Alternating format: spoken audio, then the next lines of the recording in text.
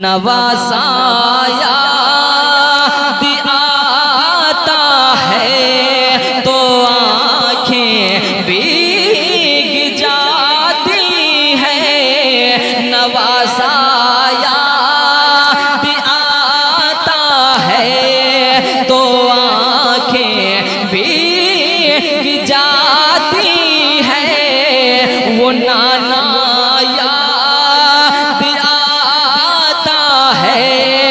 तो आँखें भीग जाती है। नवासाया आता है तो आँखें भीग जाती है। वो गलियां वो मस्जिद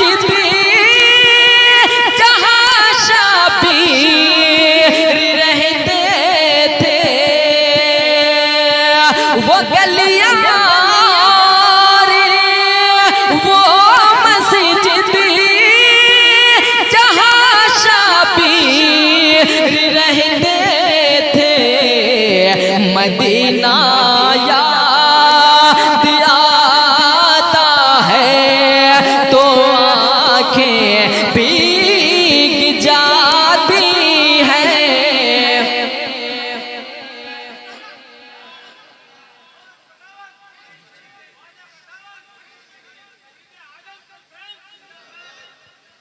मदीना याद आता है तो आँखें भीग जाती है।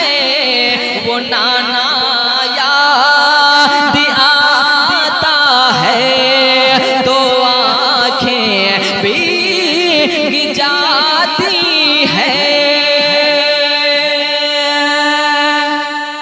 मज़ारे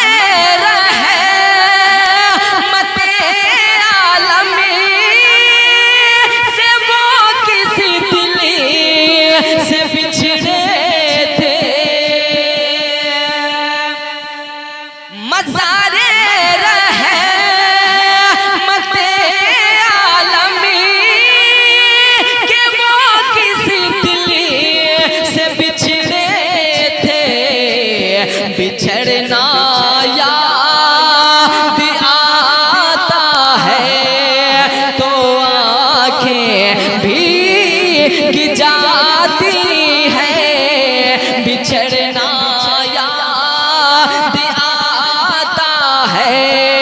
तो आँखें भीग जाती है।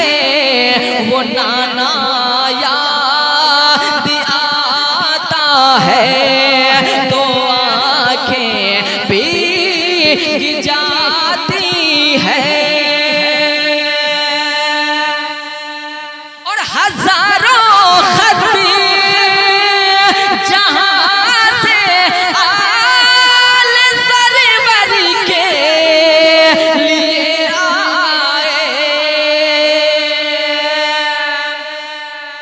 हजारों खत जहाँ से आल सरवर के लिए आए।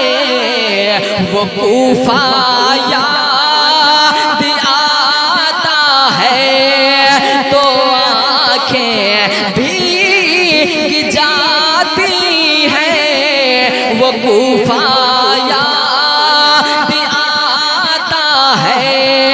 तो आँखें भीग जाती है। मदीना याद आता है तो आँखें भीग जाती है। और जिसे सुनते ही हुरी शाबी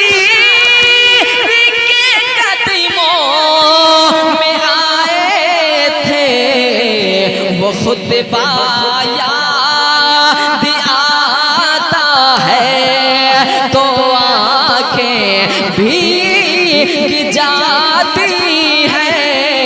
वो खुतबा याद आता है तो आंखें भीग जाती है, मदीना याद आता है तो आंखें भीग जाती है।